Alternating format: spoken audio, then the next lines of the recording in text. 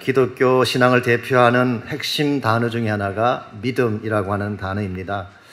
그러나 우리가 누군가를 믿고 신뢰한다는 것이 쉬운 일일까요? 그렇지 않습니다.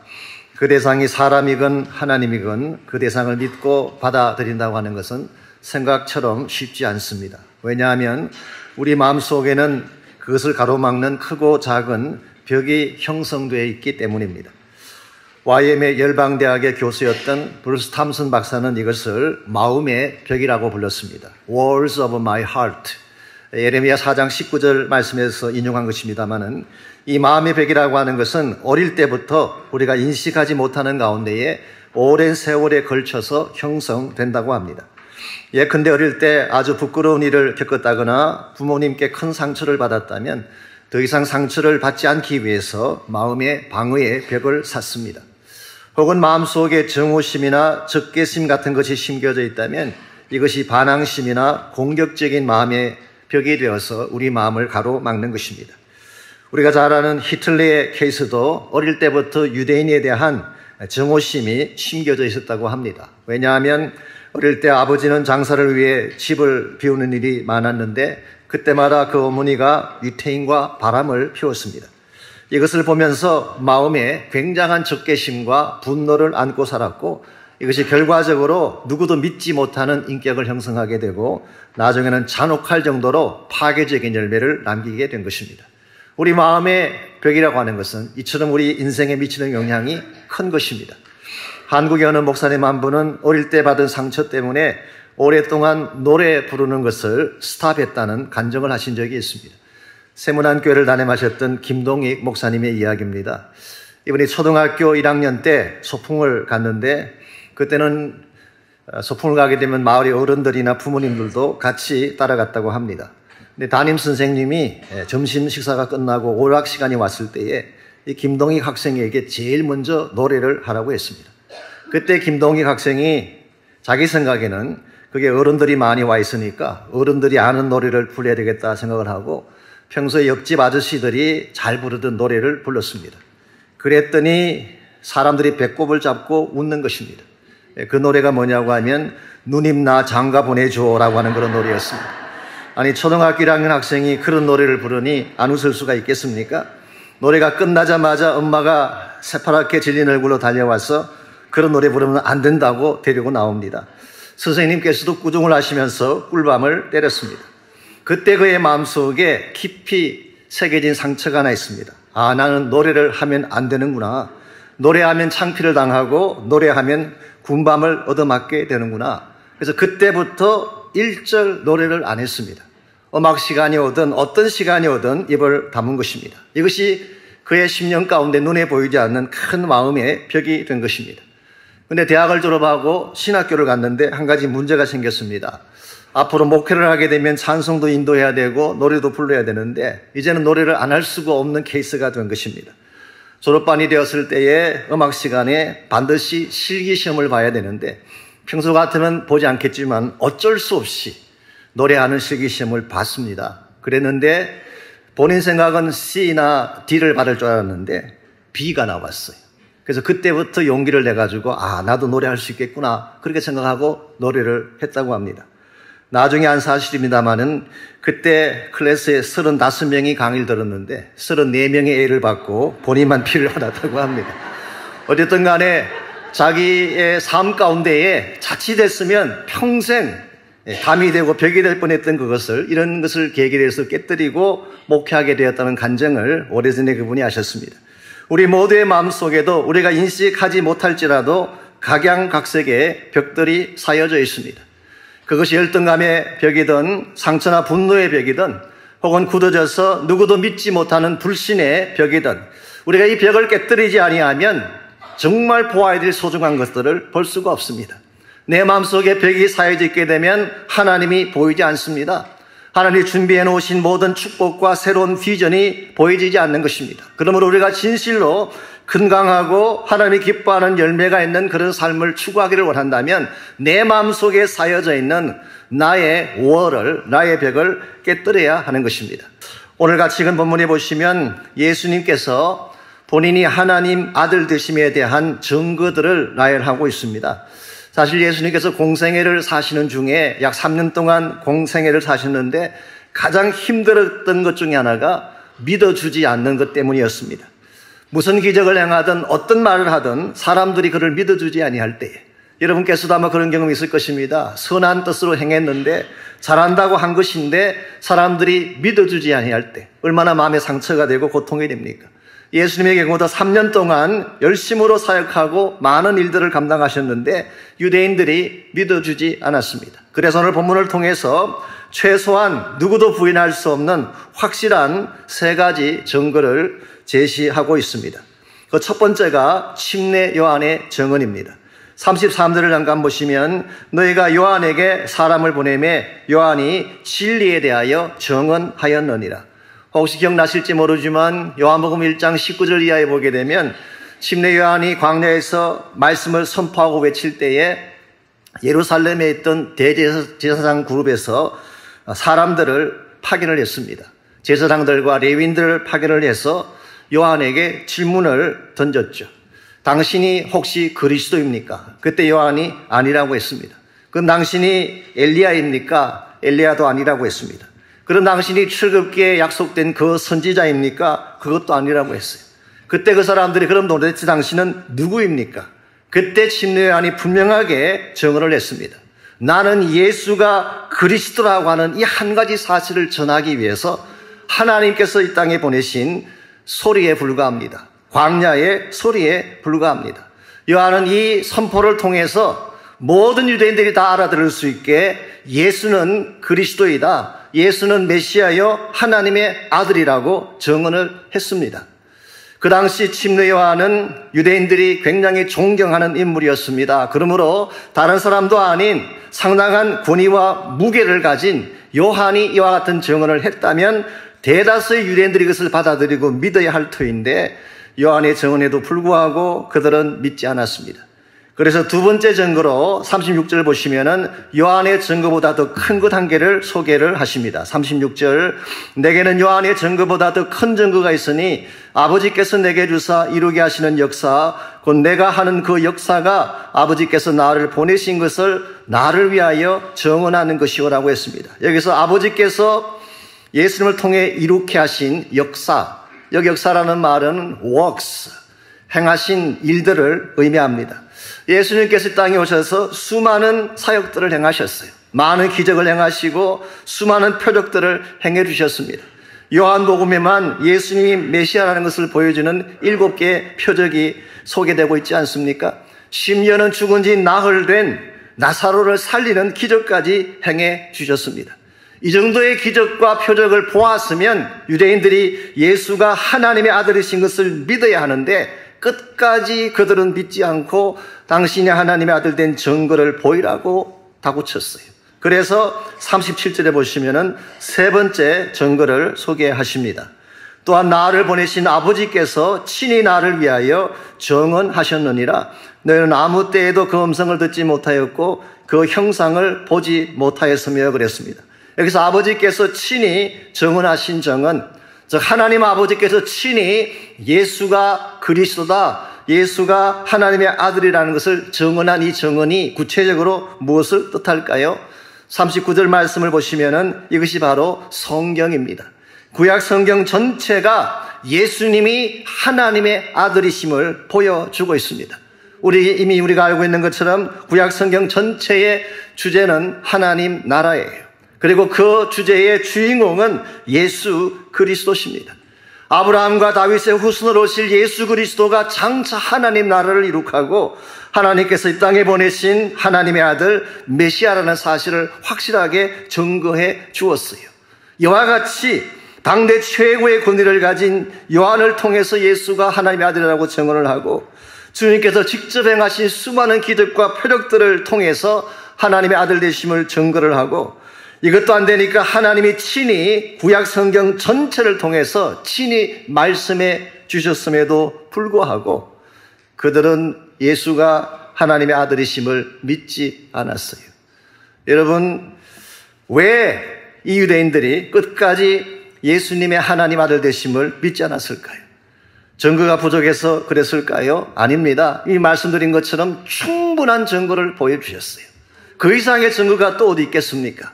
모든 증거를 다 보여주고 확실한 증언들을 다 소개해 주었지만 끝까지 유대인들이 예수 그리스도가 하나님의 아들이심을 믿지 않았던 이유는 그들 마음을 가로막고 있는 불신의 벽 때문에 그런 것입니다.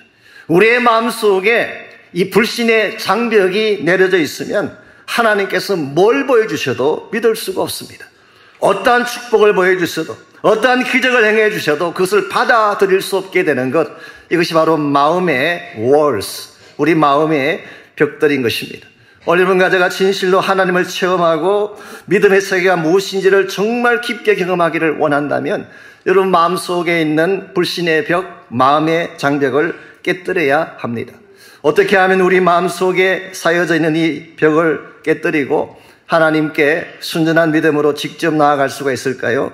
오늘 본문에 보시면은 유대인들이 예수님을 리젝트했던 세 가지 요인이 오늘 본문 속에 소개가 되어 있습니다. 이것을 하나씩 살펴보게 되면 이것을 깨뜨릴 비결을 정리할 수가 있을 것입니다. 제가 먼저 간단히 소개해드리면 그들의 마음을 막았던 첫 번째 그 요인이 말씀에 대한 무지였어요. 하나님 말씀을 알아듣지 못했기 때문에. 두 번째가 하나님에 대한 사랑의 결핍, 하나님을 사랑하지 않았기 때문에. 세 번째가 헛된 영광을 추구하는 마음. 이 세 가지 요소가 유대인들로 하여금 예수님을 하나님의 아들로 믿지 못하게 만드는 그와 같은 벽이 됐습니다. 그러므로 우리가 이 세 가지 사실을 염두에 두고 어떻게 하면 이것을 깨뜨릴 수 있는지, 이것을 하나씩 하나씩 살펴보는 중에 또 하나님이 새로운 은혜 주시게 되기를 바랍니다. 첫 번째로 우리가 우리 마음의 벽을 깨려면은 진리에 대한 조명이 필요합니다. 진리를 비추어주는 조명이 없으면 우리는 어떤 말씀을 들어도 그 말씀을 이해할 수가 없고 받아들일 수가 없는 것입니다. 38절 보겠습니다. 그 말씀이 너희 속에 거하지 아니하니 이는 그가 보내신 이를 믿지 아니함이라. 여기서 믿음을 가로막는 첫 번째 케이스로서 말씀이 거하지 않는 것을 이야기하고 있습니다. 자, 이 말은 유대인들이 성경을 읽지 않았다는 뜻이 아닙니다. 39절 말씀 보시면은 유대인들은 거의 매일 성경을 봤어요. 심지어 어떤 유대인들은 성경을 깊이 있게 연구하고 암송까지도 했습니다.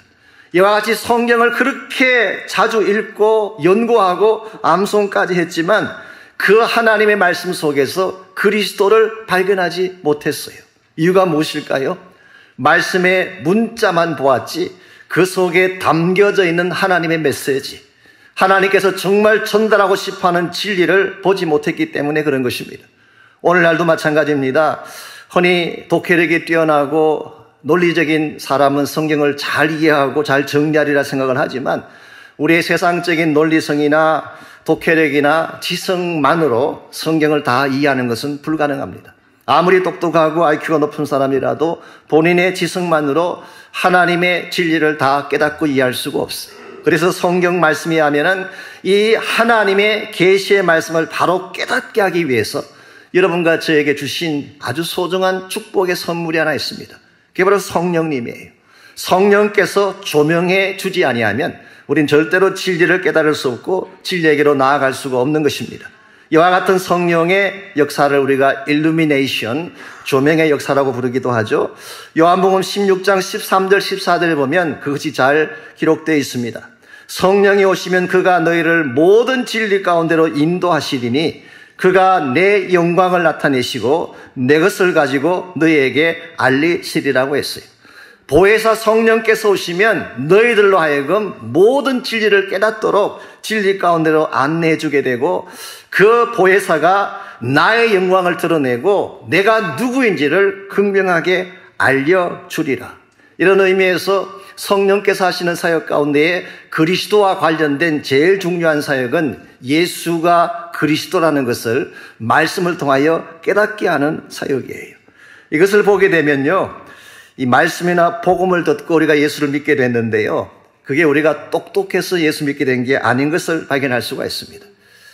우리가 하나님을 알게 되고 예수님을 알게 되고 예수님이 나를 위해 죽으시고 부활하신 구원자라는 사실을 알게 하신 분은 성령께서 조명해 주셨기 때문에 알게 된 거예요. 이런 의미에서 본다면은 우리가 예수님을 믿게 된 것 자체가 사실은 하나님의 은혜요 선물인 줄 믿습니다. 성령께서 조명해 주지 않았다면 어떻게 예수님이 하나님인 것을 알겠어요? 성령께서 깨닫게 하지 않았다면 2000년 전에 왔다 가신 그분을 어떻게 나의 구원자로 영접하고 그분을 통해 죄 사함 받는 것이 가능했겠어요? 그러므로 하나님의 진리, 하나님의 진정한 차원에서의 그 메시지를 우리에게 정확하게 깨닫게 하고 알게 하는 데 있어서 가장 중요한 것은 성령의 조명하심입니다. 혹시 여러분께서 도선 트라트맨이라고 하는 사람을 아는지 모르겠습니다만은 내비게이터라고 하는 유명한 선교 단체를 시작한 분입니다. 근데 이분이 청년 시절에는 예수를 믿지 않았다고 합니다.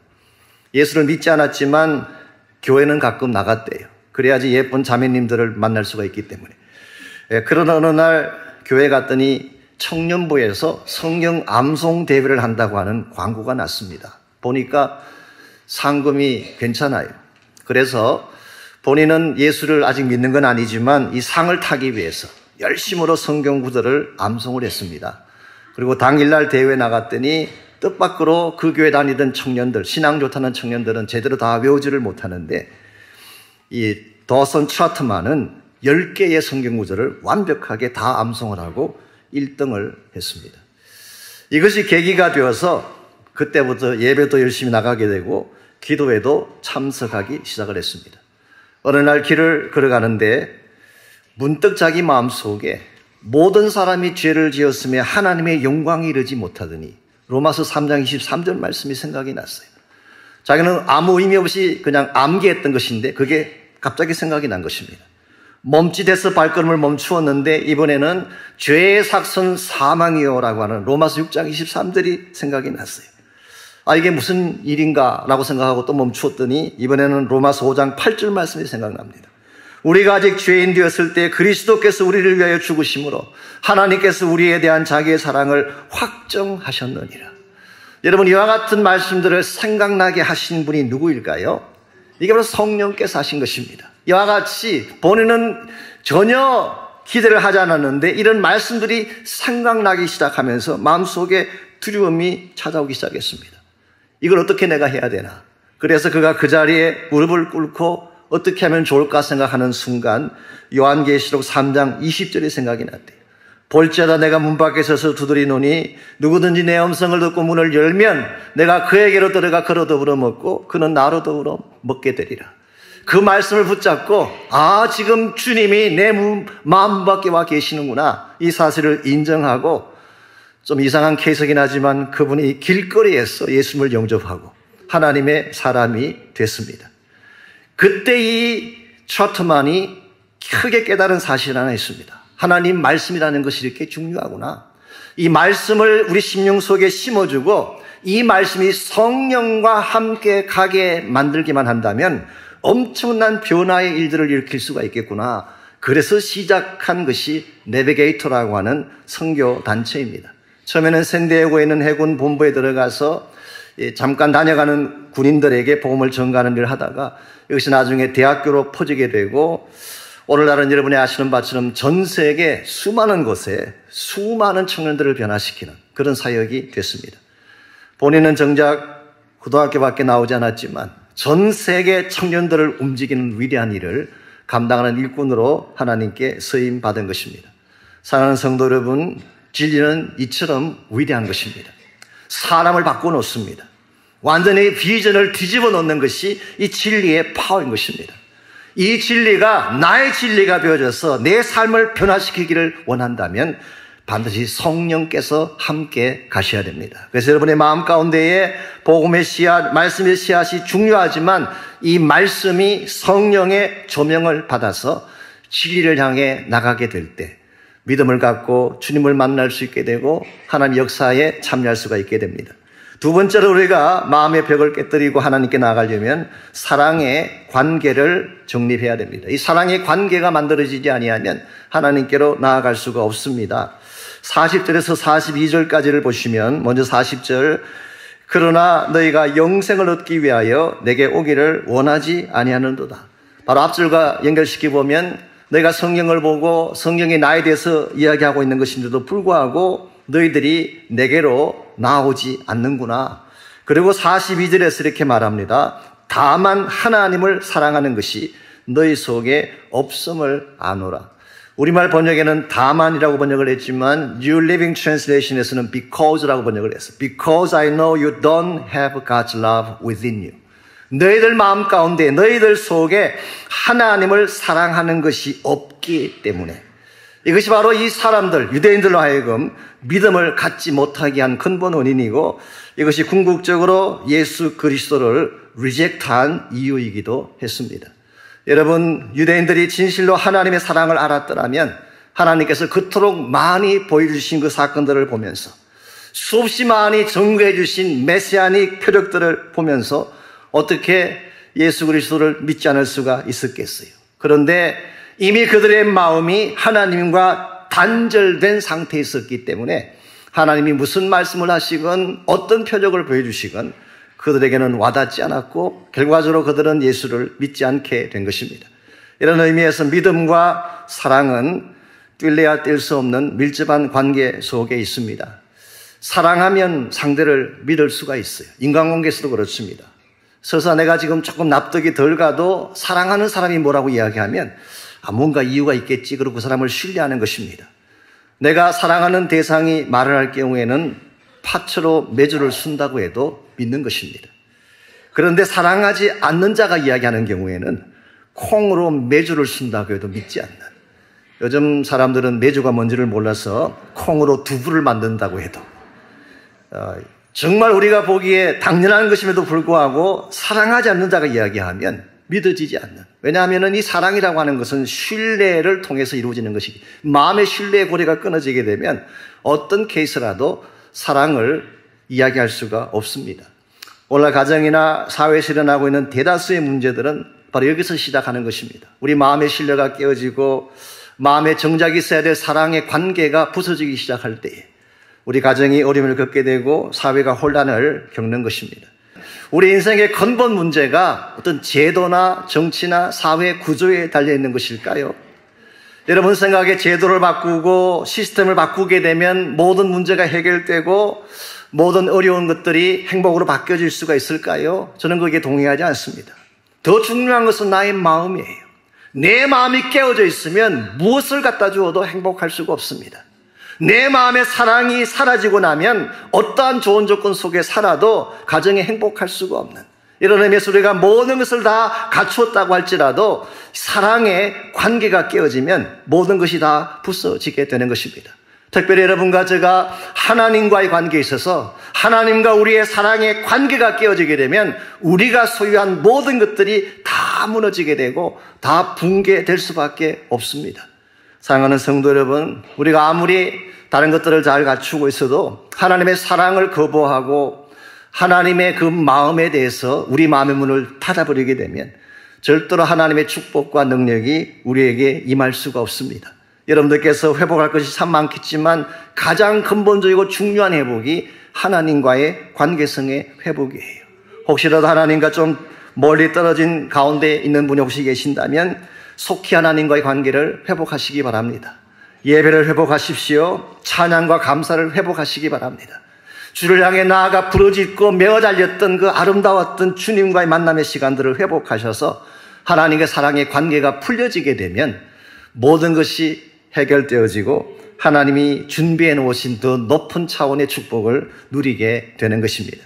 이와 같이 우리 마음의 벽을 깨뜨리려면 1차적으로는 진리를 억셉트해야 됩니다. 진리의 인격체이신 예수님을 나의 구원자로 받아들이는 것입니다. 두 번째는 하나님과의 사랑의 관계성을 회복하고 깊게 하는 것입니다. 마지막 세 번째로 우리가 진실로 우리 마음의 벽을 깨뜨리고 하나님께 나가려면 내 마음을 비우는 비움의 결단을 해야 됩니다. 여러분과 제 마음 속에는 우리가 생각하는 것보다 많은 세속적인 자랑과 욕망들이 우리 마음을 채우고 있습니다. 이와 같이 세상적인 찌꺼기들이나 욕망의 찌꺼기들이 내 마음을 가득 채우고 있으면 주님이 보이지 않아요. 그러므로 참된 믿음의 길이 무엇인지를 깨달을 수가 없게 되고 결과적으로 믿음을 떠나게 되는 것입니다. 오늘 보면 43절, 44절을 보면 이 유대인들이 믿음을 가지지 못했던 세 번째 이유를 오늘 본문은 이렇게 소개를 하고 있습니다. 나는 내 아버지의 이름으로 왔음에 너희가 영접하지 아니하나 만일 다른 사람이 자기 이름으로 오면 영접하리라. 너희가 서로 영광을 취하고 유일하신 하나님께로부터는 영광은 구하지 아니하니 어찌 나를 믿을 수 있겠느냐. 쉽게 표현하면 너희가 진짜는 거절하고 가짜는 받아들인다. 아버지의 이름으로 온 예수님은 거절하고 다른 사람이 자기 이름으로 오게 되면 그 이름의 사람은 억셉트하는, 이거야말로 가짜는 억셉트하고 진짜는 리젝트하는 그들의 우매함을 주님께서 지적하신 것입니다. 그리고 실제로 그 당시 유대인들이 하나님께로부터 온 자가 아닌 세상적 권력을 소유한 자들을 신뢰하고 하나님을 의지하는 것보다 그들을 더 의지하는 그런 삶을 실제로 그 당시 유대 지도자들이 추구를 했습니다.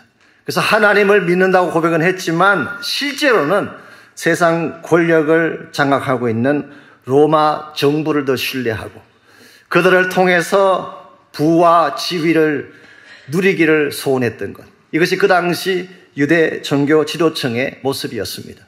여기에 방해가 되었기 때문에 사실은 예수님을 제거하려고 한 거예요. 예수님께서는 하나님 나라를 선포하고 하나님의 뜻을 선포하셨기 때문에 그 당시 세상과 짝지어 살면서 부를 누리고 지위를 누리기를 원했던 이 세속주의적 멘탈리티를 가진 종교 지도자 입장에서는 예수님이야말로 그 짐돌이 아닐 수가 없었습니다. 그래서 44절에서 주님께서 책망처럼 말씀하시기를 하나님의 영광을 거절하고 서로의 영광을 취하는 너희들, 여기 서로의 영광을 취한다는 이 표현은 다른 말로 표현하면 인간적 영광을 취한다는 뜻입니다. 혹은 세속적인 영광을 추구한다, 그런 뜻입니다.